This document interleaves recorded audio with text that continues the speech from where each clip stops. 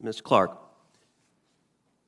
as I look to your record, I see the record of someone who has spent a career as a partisan advocate.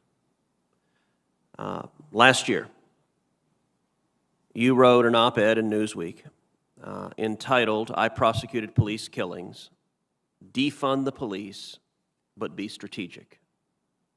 Do you still believe it is a good idea to defund the police? Thank you, Senator, for that question. I do not support defunding the police. The impetus for writing that op-ed was to make clear that I do not support defunding the police, and I spend considerable time talking about the need to channel resources to places such as mental health treatment to alleviate some of the burdens that we place on the doorstep of law enforcement, some of the issues we ask them to wrestle with that are outside their core competency. But Ms. Clarke, let me, and we have limited time, so let me, you say you don't support defunding the police. You just said it twice. The title of your article was Defund the Police, but let's not just look to the title. Your article begins by saying that the national protests we saw last year, quote, opened up space for transformative policy discussions. You then continue to write, into that space, and this is a quote, into that space has surged a unifying call from the Black Lives Matter movement, defund the police. Do you really believe defund the police is a unifying call? I don't support defund the police. I'm reading from your article. Do you disagree with your article? Amidst the demonstrations and protests, I wanted to provide a different perspective. I don't support taking away resources from police and putting communities in harm's way.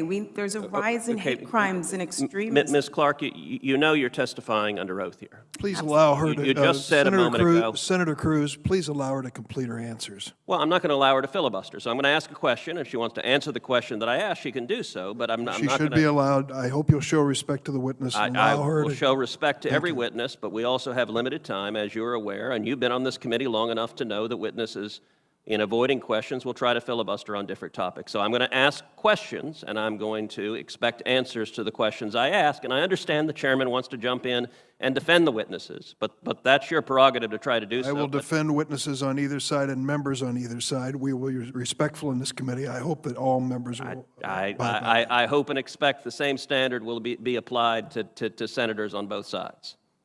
Now, let's return to, you just said, you don't support cutting funds from police.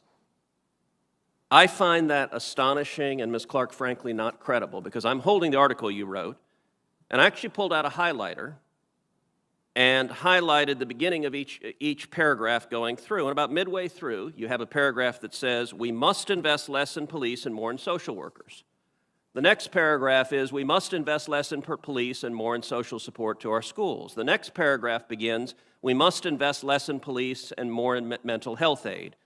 3 paragraphs in your article, you begin with the words, we must invest less in police, and you just told this committee under oath you don't support investing less in police. How do you square those? If I may, Senator, I support the fact that President Biden is committing $300 million new dollars for the COPS program, $300 million new dollars for resources to the police. I wrote that op-ed without having the power of the purse string behind me and talked about how we can allocate a limited pool of resources in a more effective way. So you believe you were wrong last year when you called for defunding the police and investing less in the police? It's a poor title chosen by the editor. It's not just the title, it's your text. We must invest less in police. 3 paragraphs, you begin with those words. You wrote those words. Do you agree with those words today?